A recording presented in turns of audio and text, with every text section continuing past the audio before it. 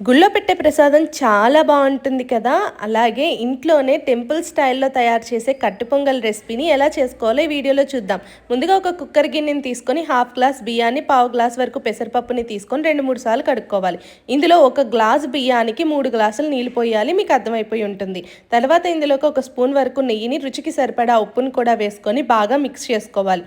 తర్వాత మూత పెట్టి విజిల్ పెట్టి స్టవ్ మీద పెట్టి ఒక 5 విజిల్స్ వచ్చేంత వరకు దీన్ని ఉడికించుకోవాలి.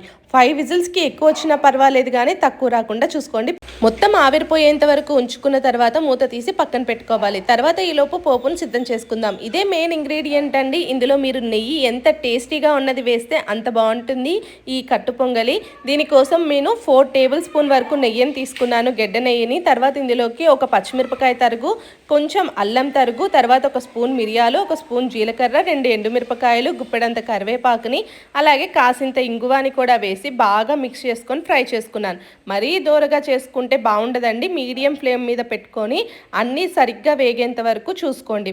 తర్వాత పోపు మిశ్రమాన్ని పక్కన పెట్టుకొని ఇందాక తయారు చేసుకున్న కట్టు పొంగలి బియ్యం ఉన్నాయి కదా, వాటిని తీసుకొని దాన్ని మెత్తగా స్మాష్ చేసుకోండి. ఇక్కడ నేను చూపిస్తున్న విధంగా స్మాష్ చేసుకున్న తర్వాత కాసిన్ని నీళ్లు, మీకు జారుగా కావాలా లేకపోతే గట్టిగా కావాలా అన్న దాన్ని బట్టి కాస్త నీళ్లు యాడ్ చేసుకోండి. తర్వాత మనం చేసి పెట్టుకున్న పోపు మిశ్రమాన్ని కూడా అందులో వేసి కలిపేసి ఒక్క ఉడుకు ఉడికించారంటే కమ్మగా ఎంతో టేస్టీగా రుచిగా ఉండే టెంపుల్ స్టైల్ కట్టు పొంగల్ రెడీ అయిపోతుంది.